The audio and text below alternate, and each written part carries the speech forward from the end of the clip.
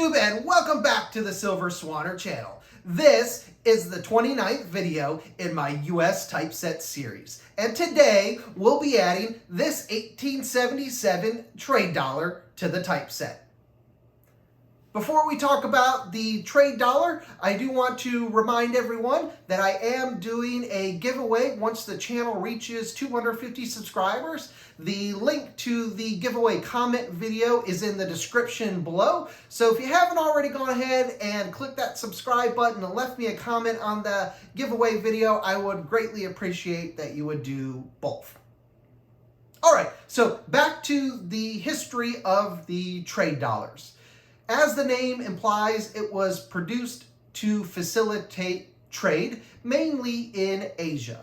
The trade dollars were produced from 1873 to 1885, but from 1879 onwards, they were only proofs in very limited quantities. The coin was designed by William Barber, a very famous US mint designer, and the obverse features a depiction of Liberty facing west, holding an olive branch in her hand over the sea. And she is sitting on a pedestal that has resting against it a sheaf of wheat. On the reverse of the trade dollar, it features an eagle clutching arrows and an olive branch, and defines the weight and fineness of the silver. So now let's talk about why the US felt that they needed a trade dollar. So in essence, what trade dollars were is they were quasi-bullion coins intended to facilitate trade, where raw bullion would be harder to assay or verify that it was indeed the quality of silver that maybe someone was trying to pass off, and maybe it wasn't quite as fine of silver. So having trade dollars that were produced by a country helped ensure traders accepting them that they were a known quantity and that you could rely on the weight and fineness of those trade dollars. The US decided in particular to produce trade dollars, one, as a way of supporting their silver mining industry. So the more silver that they acquired for trade dollars would help support the silver miners and support the underlying price of silver itself. Secondly, the traders in Asia that were accepting silver coinage had oftentimes preferred either Spanish reals or Mexican pesos. And so US traders would have to pay exchange fees to acquire that type of silver coinage that the merchants in Asia would accept. So for those couple of reasons, the US Mint decided to produce the trade dollars. However, there were so many trade dollars produced, relatively speaking, that they eventually found their way back into American commerce and circulation.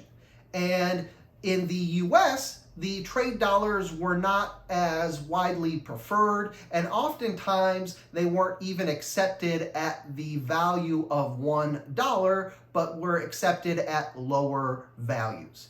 So interestingly enough, in 1876, the US government and mint demonetized the trade dollar completely. So again, this is in reinforcing that idea that the trade dollars were simply quasi-bullion. You can almost think of them like an American silver eagle today that is produced for the silver, is known as a government-produced coin that you can rely on the silver content and weight being as is descripted or described on the coin, and the trade dollars were really the first attempt, I would say, of that idea. Then Another point that I found very interesting is they were actually remonetized in 1965 when the Coinage Act was passed at that time. All right, so all of that being said, as usual, we'll go ahead and take a look at this trade dollar under the microscope, try and get an idea of what we think its grade is. Then we'll add it to the book. I'll share with you the updated album photos. And finally, I'll share with you how much I paid for this trade dollar and my total running cost for the typeset so far. So stick around. Okay, and welcome back, everybody. You can see we have the trade dollar out of the flip here and under the microscope. I apologize here that I can't fit all of it in the screen, so I'll have to go ahead and move it around a little bit. I have my microscope as zoomed as far out and as far up as it'll go, and that's the best I can do. So just bear with me here. So taking a look at the trade dollar here, you'll notice that it's not quite perfect here. Obviously, I'm not paying those types of prices. There is some discoloration that is down here on the bottom, and then there's also some discoloration here on the top of Liberty's head. Not quite sure what that is. There's some discoloration here as well. If that was like maybe toning on this that wasn't removed when the coin was potentially cleaned at all. Not quite sure what's going on there. It doesn't look like at this magnification that we see a lot of cleaning lines. The rim itself appears to be in pretty good condition here. The leaves and some of the details in the olive branch, in the sheaf of wheat here, in the seeds here, and in the stalks looks good. We can make out all of Liberty here. We can make out all of In God We Trust. The rim details all around look very well. If we flip this over to the reverse now, you can get an idea where maybe there's been some potential cleaning here, especially around the tips of these arrows here. There's definitely some discoloration that would be hard to get in here. You can start to see some more fine potential cleaning lines here in the field as well. But United States of America is clearly visible. Again, some discoloration inside some of these characters like R here. E pluribus unum. The E, it's hard to tell in this view, we'll zoom in a minute, is a little faded, but it's visible. You can see the eagle, the feathers look detailed. The 420 grains, 900 fine is readable trade dollar, and you can see that this is an 1877 S, which is actually the most common of the series. There's about 9.5 million of these trade dollars produced. And if you remember from some of my previous videos, that was my intention. I'm not trying to get key dates. I'm just looking for the most common and better examples of the most common, because that's how we'll get the most bang for our buck here. So let's see if we can't go ahead and zoom this in a little bit more and maybe see if we can get some better detail and see if we can identify some potential cleaning lines here. So let's see if I can get this back in focus again. So zoomed in quite a bit here, and I think it becomes evident here that I referenced earlier here. This could be just wear marks, but I think with some of this discoloration here around a lot of these leaves as an example, around these arrows, just indicates to me that you know, I would expect this to be more uniform across the entire fields of the coins rather than in just these little corners that would be harder to clean. So this is probably going to be cleaned. Flipping it back over, we see some of that same behavior here around the ends of the wheat here. You can see that within the letters of In God We Trust. And again, not quite sure what's going on here. If that's, you know, PVC, I don't think that is. I think that's more of a green. But again, here around the oak. So we're definitely going to call this probably cleaned here.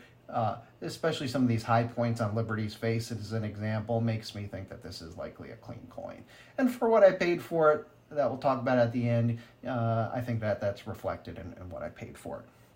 So let's talk about what the Red Book describes as the grading criteria. So for very good 8, it says half of the mottos visible. So here, if we look at In God We Trust, we can see all of that.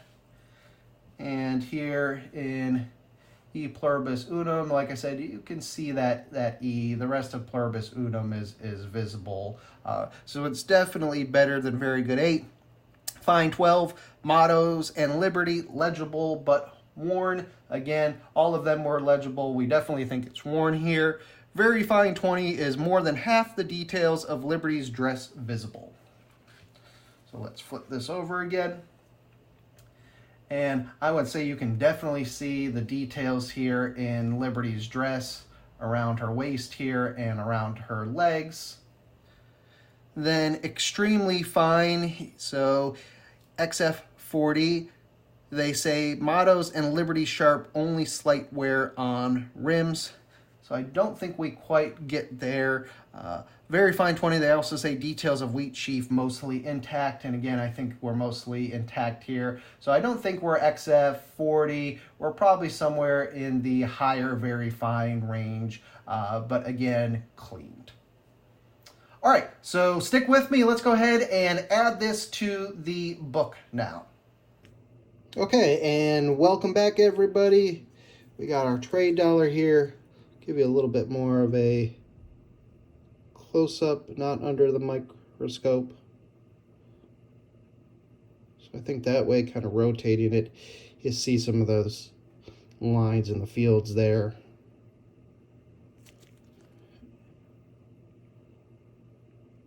And there is our reverse. All right, so excited to get this one added in. There's not a lot on the silver dollar page. Some of these Liberty seated ones are going to hurt a little bit, but happy to go ahead and get this trade dollar added in here. Hopefully today we don't face any weird issues with the album again. That's a perfect fit in there.